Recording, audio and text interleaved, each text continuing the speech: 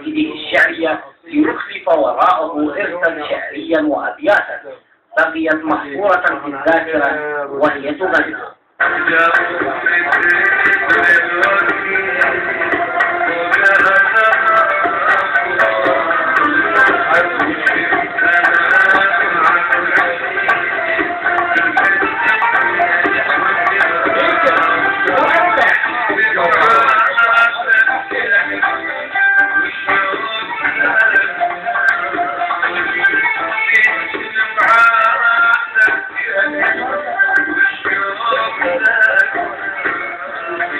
الاهتمام بالرموز الأدبية الإبداعية ومطالبتها بالعودة إلى أحضان الوطن بعد رحلة طويلة وشاقة أمضوها في الغربة كان مطلبا نادى به الحاضرون حينما طالبوا الشاعر العراقي الكبير النواب بالعودة إلى العراق.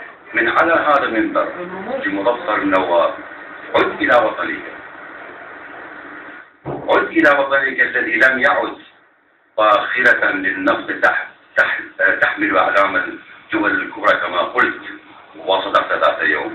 الآن وطنك بكل ستاره وسهله وأوله وجنوبه بستان رائع تتنوع فيه البراعم وكل منها تشكل واحدة من تقاسيم وواحدة من تضاريس الوطن العراقي الجميل.